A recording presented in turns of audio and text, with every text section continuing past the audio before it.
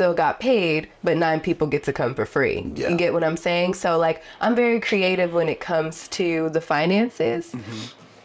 So yeah, I think for me, I don't think you should be excluded because of your financial situation, especially since financial situations are a big part of people's mental illness, you know, and their stress. Mental Health Monday. Mental Health Monday. That's what drove $7 Sundays. I don't know if you saw that, but I But led. that sounds amazing. Yeah, so I want to. How's that for you, though?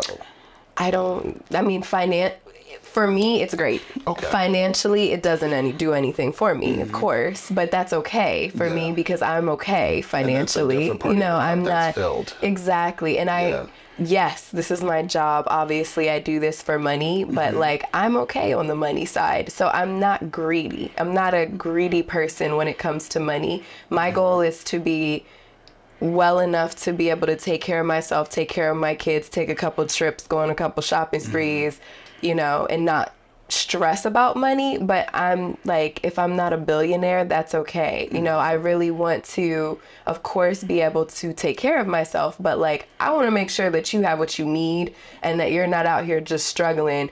And I'm not going to say I'm not going to provide that to you because you have no money, you know? Yeah. If anything, I would try to seek the financial resources elsewhere if possible. Maybe get someone to sponsor. I had 2 sponsors for my event on Sunday, provide 9 tickets, and I was able to give 9 tickets out for free. I still got paid, but 9 people get to come for free. Yeah. You get what I'm saying? So like, I'm very creative when it comes to the finances.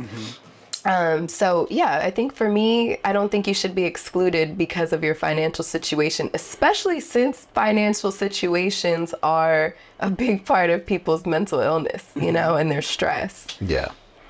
So where can the people find you? You can talk in either camera, that one or this one. Okay, I like this one. So I'm on Instagram. I have an Eventbrite page. If you guys look up Graceland DMV, that's my handle for my page. My personal is _mentally_Jill. Okay. And website coming soon. Don't have an official website yet, but I do a lot of announcements on Instagram, and I do all of my support groups on Eventbrite. You know, it's funny.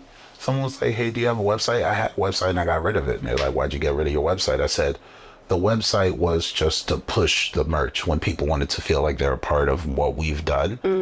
But my work is YouTube, the conversations. That's where it starts and stops for me. So like, a lot of folks is like, well, your website kind of defines who you are and people could read the language.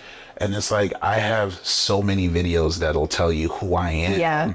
A paragraph isn't really going to cover that correctly. And it's like, well, what about when they're trying to understand the business? My business is people, and the people tell you whether I'm doing a good job or not. So Right. like, Yeah. And I'm big on word of mouth, and I love content creation. So for me, it's been fine with just using Instagram, a little TikTok here and there, which is Jill got a TikTok, by the way. You can send that to me so I could tag you in the stuff once we like start cutting clips. Cool. I go crazy on TikTok. Oh, clips. nice. Yeah, Okay. a flood. Oh, perfect. I gotta definitely follow you there.